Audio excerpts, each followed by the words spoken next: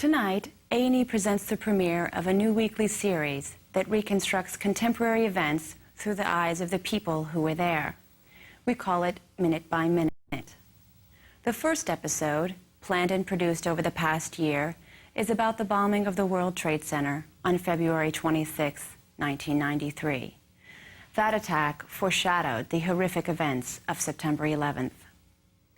This program tells the story of the triumph of the human spirit, giving us hope when all appears to be lost. How everyday men and women become our heroes when faced with overwhelming odds.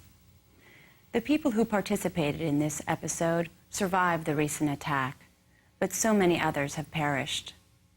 We dedicate this program to the men, women, and children who lost their lives in the terrorist attacks on February 26, 1993, and September 11, 2001. Here now is Minute by Minute. Confused, horrific screams. The world was coming to an end. 15 seconds. It'll never leave my mind. Tonight on Minute by Minute, the 1993 World Trade Center bombing. New York City, rush hour. Millions of people trudge through snow and freezing winds. Thousands come here to the World Trade Center in Lower Manhattan. It is a city in itself. Two of the world's tallest buildings, with 2 train stations, a hotel, mall, and more than 230 elevators shuttling a daily population of nearly 200,000 people. One of those thousands is Carl Sellinger, a manager with the Port Authority of New York and New Jersey for 24 years. This morning, he's at his desk in Tower 1. I work on the 65th floor, had a beautiful view out towards the Statue of Liberty, so it was like home. 7 floors above, the Port Authority's chief engineer, Gene Fasulo, is in his office on the 72nd floor.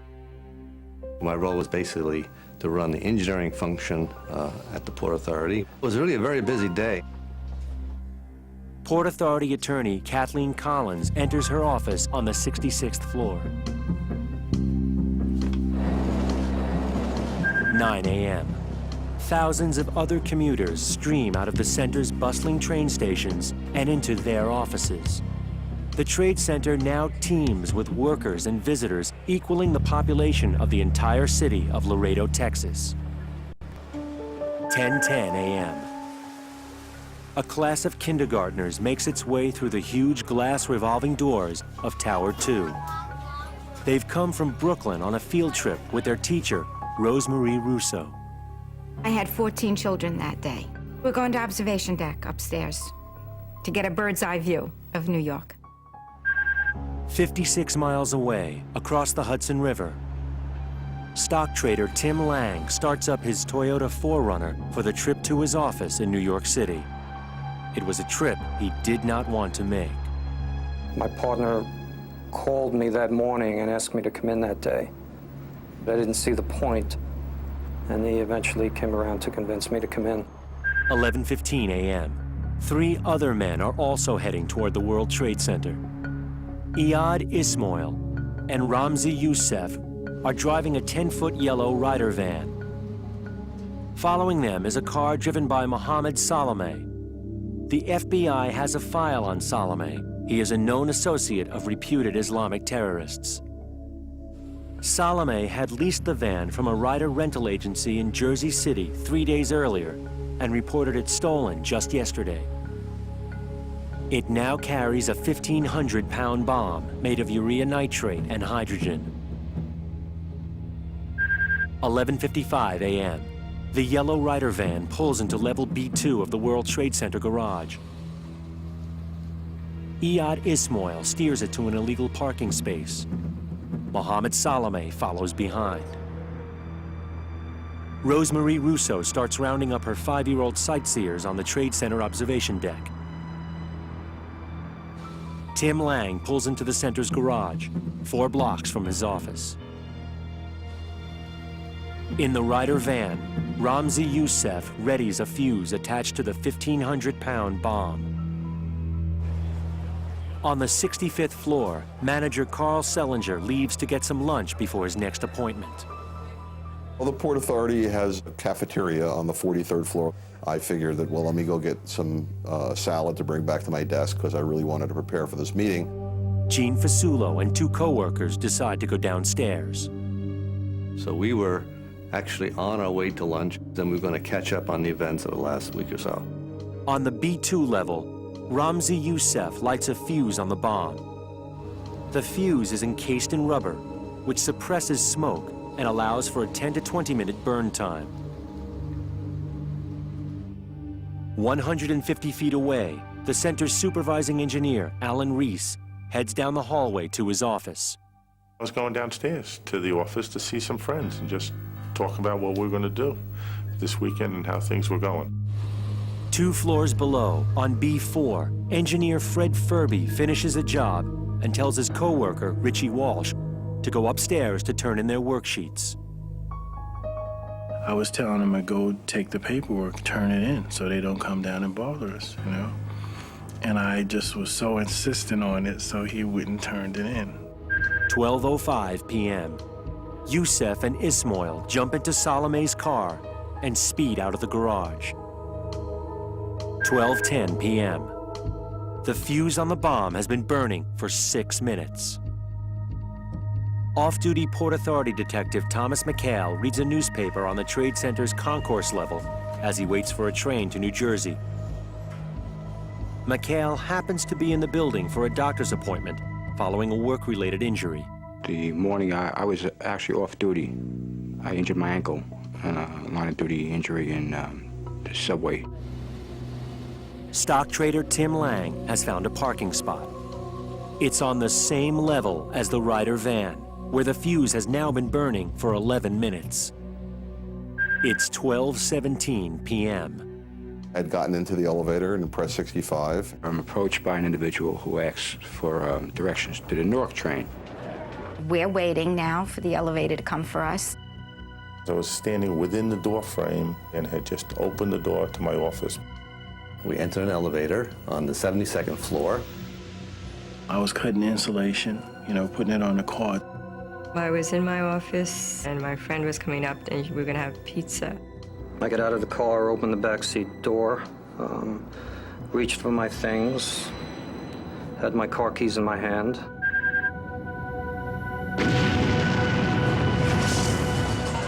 The rental van detonates with a force equivalent to 800 pounds of TNT, tearing through 11-inch concrete floors in the bowels of America's famous landmark. I was physically lifted up into the air and thrown back with terrific force. All of a sudden, just boom, something hit me, and it's like, it took my breath away. It blew me across the room. The exterior walls of the garage came caving into the path concourse level. On the street, car windshields as far as 300 feet away are blown apart as the wave of the blast shoots up through the buildings. The elevator just came to emergency stop.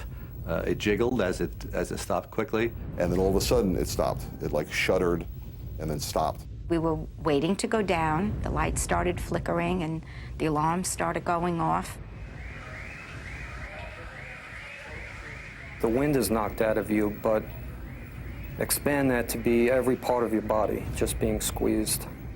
The smoke went up the elevator shaft and up some of the stair towers. Very shortly, it became very difficult to breathe. I could just remember all the gray smoke just filling the whole entire area. I put my hand in front of my face to try to see if I could see my hand, and I couldn't see anything. So my first thought was that I was blind. Chaos and confusion confront rescuers as they try to reach Lang and thousands of others. At 12:18 in the afternoon, a 1,500-pound bomb is detonated in the underground parking garage of the World Trade Center. 12:20 p.m. New York Police Department bomb squad detective Stephen Dodge is about to go out for a quick lunch. The phone call came in from the United States Secret Service telling us that there was a large explosion at the World Trade Center. 6 blocks from the Trade Center, while monitoring the police radio. Neil Herman, the supervisor of the FBI Joint Terrorism Task Force, hears about the explosion. At first, it was believed to be some kind of a electrical or transformer explosion. 12:26 p.m. It's a citywide alert. Within minutes, 750 firefighters and hundreds of law enforcement and emergency personnel, including Dodge, converge on the Twin Towers. There was mass confusion. People were running out of the building, ambulances were pulling up, fire trucks were pulling up. Police set up a command center on the street outside Tower 1. Smoke was emitting from every single floor. Blocks away, the FBI's Neil Herman realizes this is no ordinary explosion. He and 8 other agents rush to the scene. 12:30 p.m. Lieutenant John Fox's squad from Brooklyn arrives. When we pulled up, there was smoke coming out of these garage doors, which were they were like a little blown up. I still didn't know that there had been an explosion. Inside, chaos. In the garage, at ground zero of the blast, Tim Lang at first believes he's gone blind. After a short period of time, I saw a faint light, and it turned out to be the interior lights of my car. The doors were open. So I just felt an immediate sense of great relief. I basically was whole, and I wasn't blinded. At the elevator bank, a floor below the roof deck of Tower 2, kindergarten teacher Rosemarie Russo has one purpose. All I knew was to get these children, myself and the parents, to a safer place. She and her 5-year-olds hustle upstairs from the elevator bank to wait outside in the 29-degree cold and falling snow, 110 floors above ground. In a hallway on the 66th floor, attorney Kathleen Collins can only wait in her wheelchair with a few co-workers. The usual procedure is you wait for the trained personnel to come for a person who has a disability. In an elevator on the 58th floor, engineer Gene Fasulo is trapped with 9 others. We decided to take action. We first took the ceiling down from the elevator, hoping to get out the top, and there was no way of getting out the top. We actually ripped the walls off the elevator with our bare hands, and there was nothing but a steel box at that point. Down on the concourse level, off-duty Port Authority detective Thomas McHale had just finished giving someone directions. Moments later, he sees the man struck by falling concrete. I can't find the words to describe it. It was just like, oh my God, you know, I can't believe this is happening. Despite his sprained ankle, McHale assists the man. 4 levels below, building engineer Fred Furby regains consciousness on level B4. When I came to, there was debris all on me. I got my flashlight and I looked around, and then I saw that what was on me, and then I cleared that off. It's now 12:35 p.m., 17 minutes after the blast. Even though he was just 150 feet from ground zero, engineer Alan Reese has escaped unscathed from his office on B2. Rescue teams are desperate for his expertise on the towers. I'm trained. These large rolls of architectural blueprints back up onto West Street to a command center. Police and fire officials pore over the blueprints to map out a systematic evacuation of the building. Most of the injured suffer from smoke inhalation. Others fare much worse. At the White House, President Bill Clinton's chief of staff, Thomas Mack McClarty, is in the Roosevelt Room working on the budget when a staffer from the National Security Council passes him a note telling him about the blast. Your first thought is to relate, or it was for me, you know, kind of a personal concern for those that were working there, investing there. And I think secondly, you do naturally say, well, what happened? You know, was it a fire explosion of some type, or was it a bomb of some type? The first concern was to make sure the president was notified of this, and indeed he had been. At the World Trade Center, investigators have to wonder if there are other bombs set to explode. In the smoke and darkness of the garage, Tim Lang barely makes out an exit sign. When I got to the exit sign, what I saw instead was a stairwell just completely covered in rubble. Huge concrete blocks, and there was no escape from in that direction. Alone in an elevator on the 67th floor, Carl Selinger crouches in the smoke and dark. He finds a pen and piece of paper in his shirt pocket and blindly scribbles what he fears may be his last words to his wife and children. I love you very much. Do wonderful things in your life. Barbara, my wife, I've always loved you and showed you as much as I could. Debbie, my daughter, my beautiful girl, with wonderful bear hugs and kisses. Do good. Jeff, my son, what a terrific person. Stay well, make good decisions, help people. Doug, my boy, discover secrets to cure lots of the world's problems. I'm so proud of my children. They're all so wonderful. Up on the observation deck in the freezing snow and cold, Rosemarie Russo tries anything to keep her children calm, despite the chaos more than 100 floors below. We were able to see fire engines red. I said, what color is that? That's red. In an elevator stuck on the 58th floor, Gene Fasulo and the others are still trying to escape from the suffocating smoke. Desperate for fresh air, they force open the elevator doors, only to face a 2-inch plasterboard wall. We looked at each other and said, well, let's start digging a hole through this wall. On the concourse level, Thomas McHale has rescued the man hit by concrete. He now hobbles down to the basement levels to help rescuers in the garage.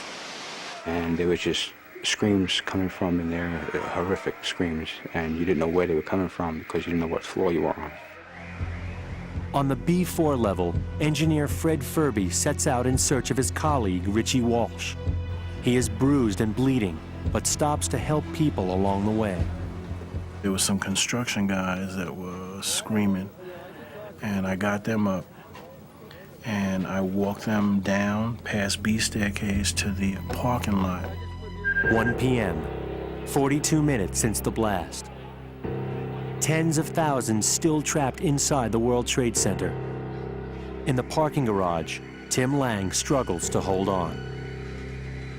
I crawled over the cinder blocks. I fell over a chair, and I fell on someone's arm, and it felt like a woman's arm. And now I began to panic. I was breathing very, very fast. My heart was racing. I was very, very frightened. I crawled up in a fetal position and began to pray. For some unexplained reason, the day before, I pulled a biblical saying out of a calendar that a friend had given to me that I never paid much attention to. I read it that day. I don't know why I ripped it out. I don't know why I took it with me. But the words kept ringing in my head. There was a phrase from Genesis, I am with you and will protect you wherever you go. I will be with you constantly until I have given you all I have promised. Rescuers battle the debris to make their way to the injured. There was cars dangling above our heads. We seen, broken concrete floors and just a huge gaping opening in 4 to 5 stories deep in the middle of what was once the parking garage. I still couldn't find my partner, and he was there. I could hear a lot of people screaming, yelling, but I just couldn't find him. Now, I was surrounded by some twisted, all I could call it was a celebration of evil. The blackness, the heat, the lack of air, death, the screaming car alarms, it all combined to be some crazy symphony. On the 66th floor, Friends of Kathleen Collins refuse to leave her. One of her co-workers lifts her in his arms while another grabs her wheelchair. They begin carrying her and her chair down the stairs. We were on the steps, and then at a certain point, the police and emergency crew, firefighters and that, met up with us. Running on adrenaline, Fred Furby stumbles across 2 more injured men in the basement levels. I picked them up, and I carried them out, and then went up the stairs. After hauling both men over his shoulder to safety, Furby then helps one of them to an ambulance. He rides with him to the emergency room, then returns to the Trade Center. On the B2 level in the garage, Tim Lang crawls to a car and lies in the dim glow of its headlights. Oozing blood from a deep gash on the back of his head, he is thinking that he will never be found. And then after a long time that I had given up again, I looked up and I saw a boot. The boot is illuminated by the beam of a flashlight. A fireman is standing right next to Lang as he lies on the ground.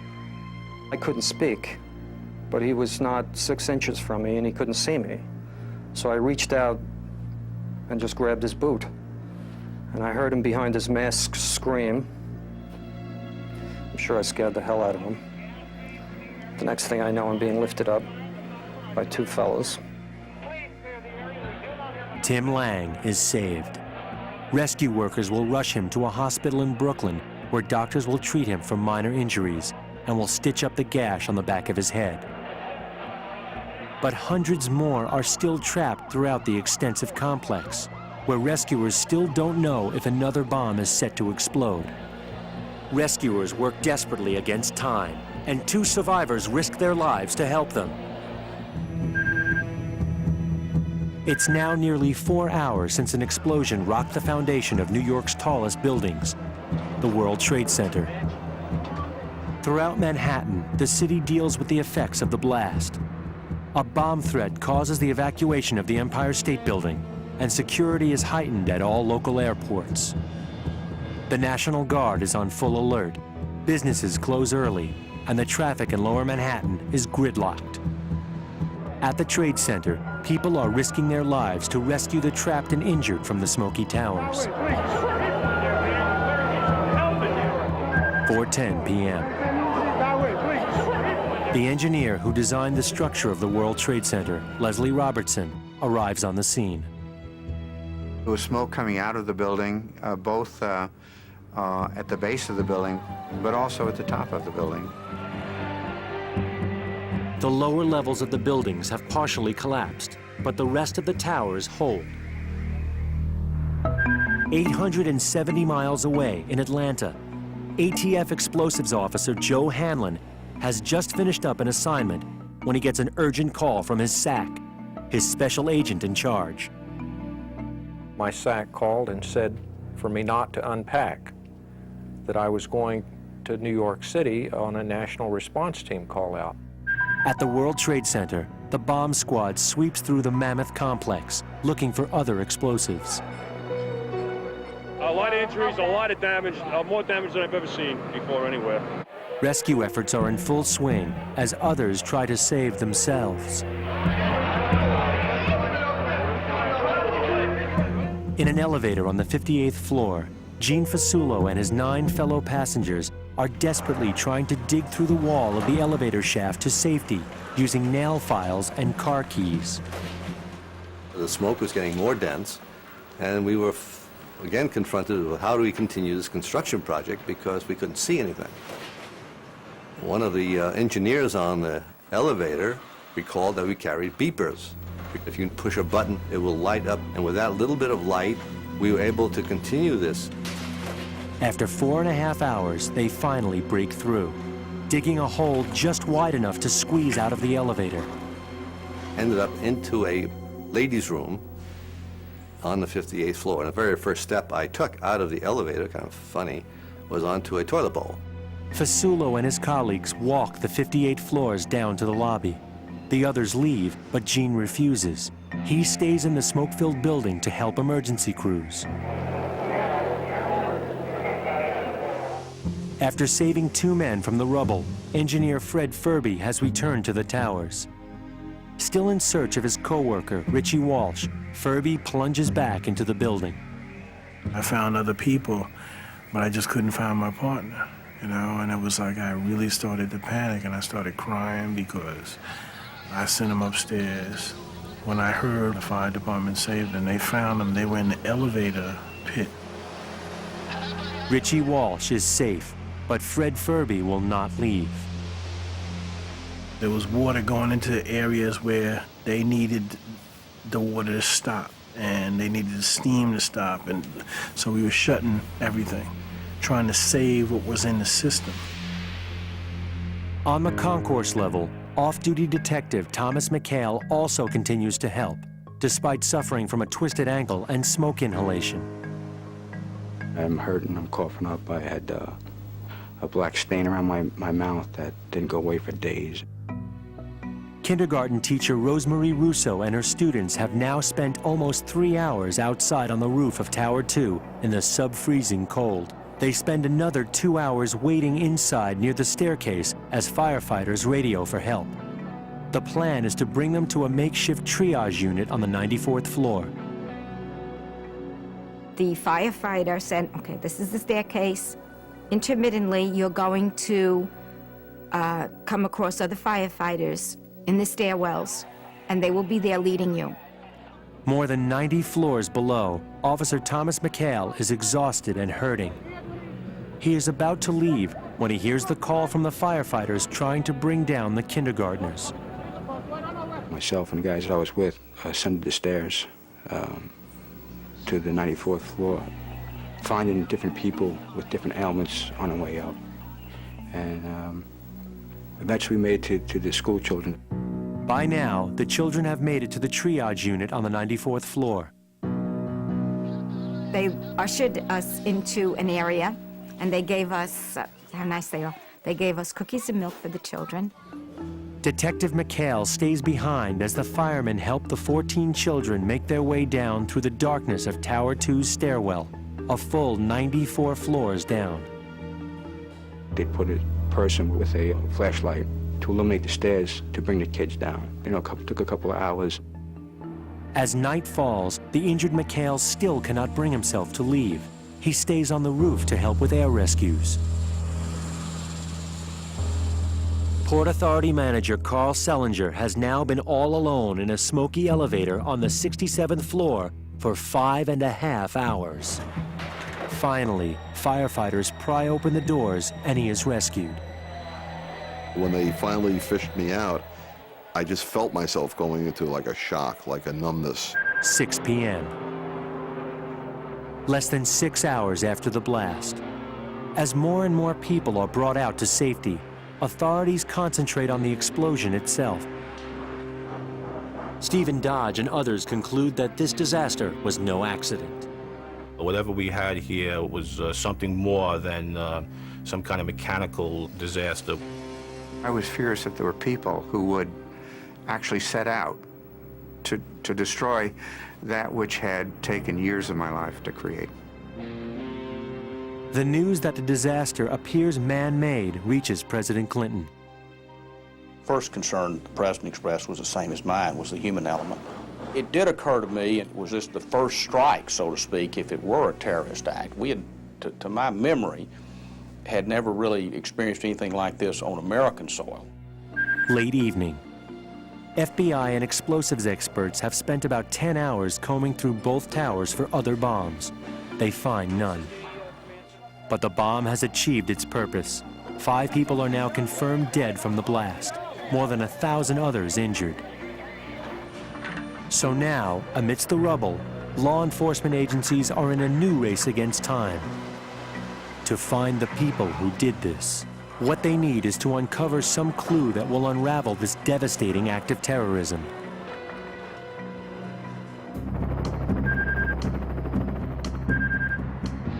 Crews have been working all night to secure the structure of the World Trade Center after a catastrophic explosion killed 5 people and injured more than 1,000 the day before.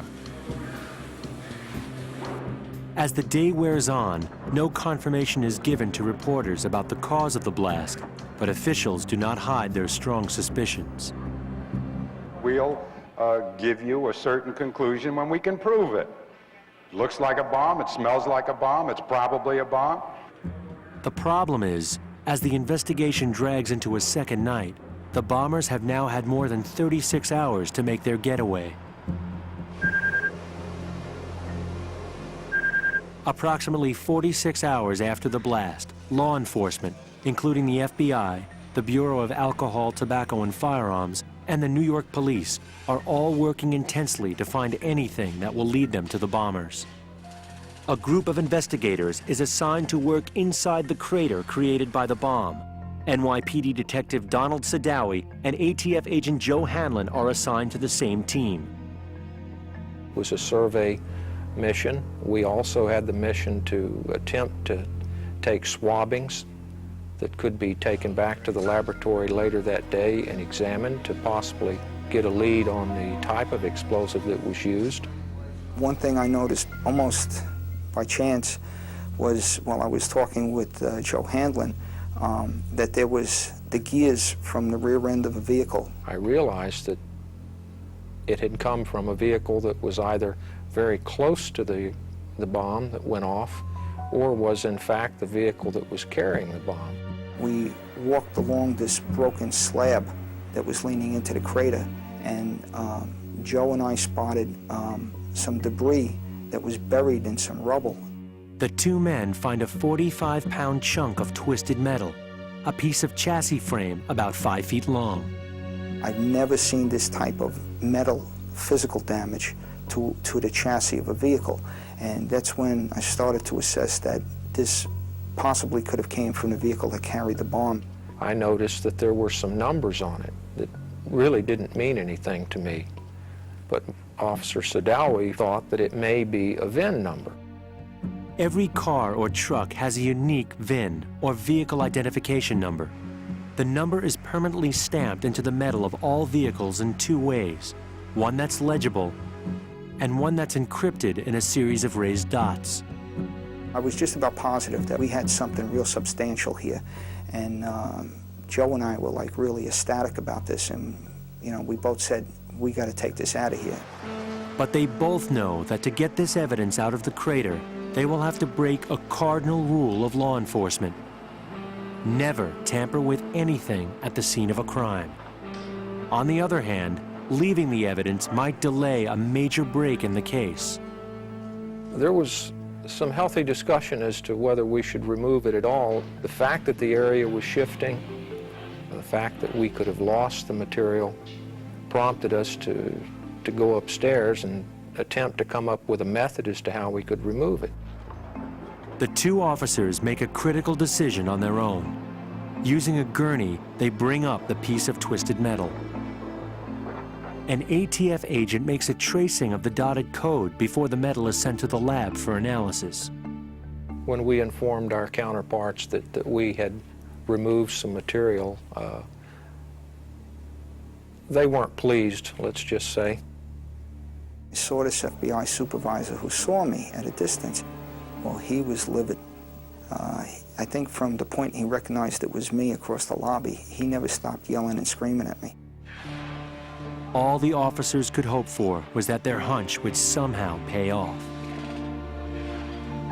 As Sunday stretches into Monday and on into Tuesday, there are no other leads to the bombers. It's now a full 5 days since the blast. The trains at the World Trade Center are up and running, but still no real trace of the terrorists. FBI Special Agent Jamie Cedeno, an auto crimes expert, is called in and takes a look at the rubbing made of the encrypted dots found by Sadawi and Hanlon. When I looked at it, I knew immediately that we had a confidential VIN derivative sitting right there on that piece of paper. Cedeno immediately runs the number through the National Insurance Crime Bureau database. The NICB keeps a record of all cars manufactured and documents if someone has reported a vehicle stolen. Next thing you know, we've got registration information on a Ford van reported stolen at Jersey City PD on February 26th. I said, this is it. The FBI then traces the van's registration to a rider rental agency in New Jersey. The van was the same vehicle rented and reported stolen by Mohammed Salome. The next day, Salome arrives at the rental office in New Jersey to pick up his $400 deposit on the van. When he arrives, an agent greets Salome from behind the desk. But he is not a rider agent. He's an undercover agent with the FBI. Dozens of other agents are hiding everywhere, on the rooftops, behind trees, and in unmarked vans. The building is surrounded. There was a tremendous surveillance in place. There was a decision, a tactical decision made to apprehend him as soon as he came outside. FBI agents arrest Salome as he leaves the Ryder office, 6 days after a bomb tore apart the World Trade Center. The hunch of agents Hanlon and Sadawi had been right on the money. It was the most important piece of evidence at that point that occurred, and I think it accelerated the investigation to the point where an arrest was made. I still was feeling kind of leery about this one FBI supervisor who threatened to throw me off the investigation team. I was in the back of the room. He called my name out, and everybody had kind of pushed me up toward the front of the room, and he publicly apologized in front of the other investigators. So yeah, we high-fived there for a little bit, but then we went right back to the hole and began trying to piece together exactly what they had done.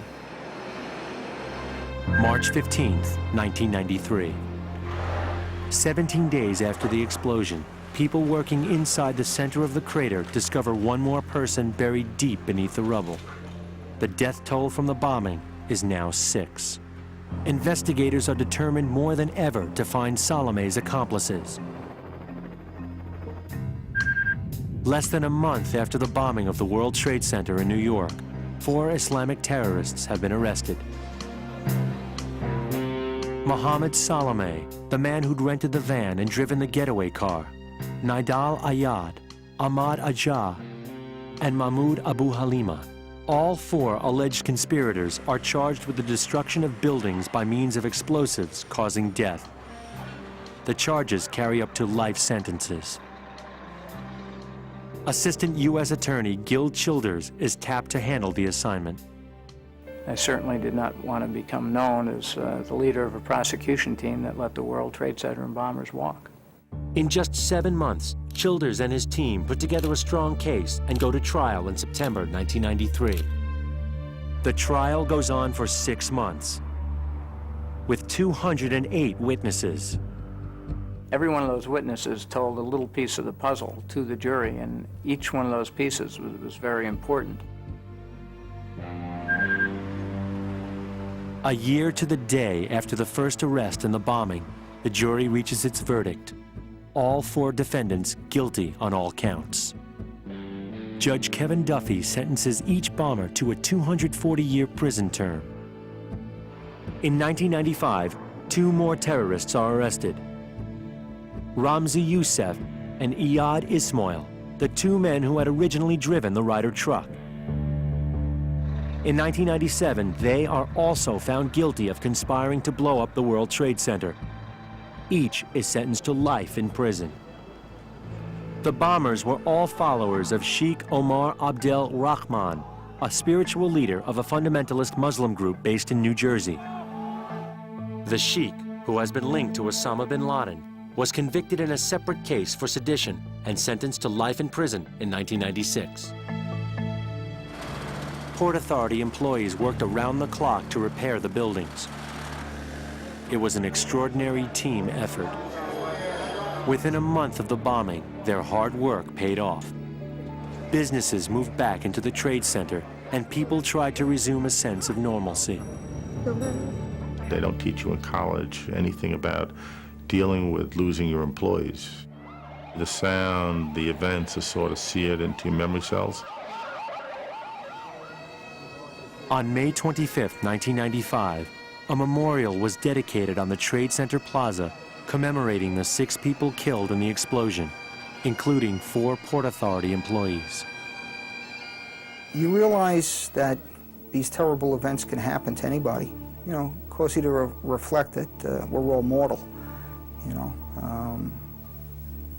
Makes you not take things for granted so much, little things. For survivors, the effects of the bombing linger. You certainly appreciate everything more. You appreciate your children more. You appreciate life more. You realize that we all have a limited amount of time. There are circumstances and things that will happen in life, and everybody has a finite amount of time on the planet. So my feeling is you just live every day. It's made me more aware of things, to always keep an eye open for things around me. It took Port Authority Detective Tom McHale 2 years to recover. He lost partial hearing in his left ear and developed asthma as a result of the blast. But the personality change, the roller coaster of emotions, the nightmares, the self-pity, the expression which I can never figure out is you felt guilty. I mean, how could you, it's not your fault how you feel guilty, but you do. You feel guilty for surviving. Others, like building engineer Fred Furby, regarded as a hero for saving more than 20 people, say they felt deeply humbled by the tragedy. Don't lose sight of reality, and remember that it could be you next time and somebody pulls you out. Car alarms will always remind Tim Lang of February 26, 1993. He still avoids underground garages and the Twin Towers. The good side of it is that things that used to bother me just don't bother me anymore. You know, my priorities were rearranged that day. The bad part of the experience is that a lot of things that we all take for granted, I can't anymore. We sit in this room and we assume we're safe, that the floor will not fall out from under us. I know otherwise. It can.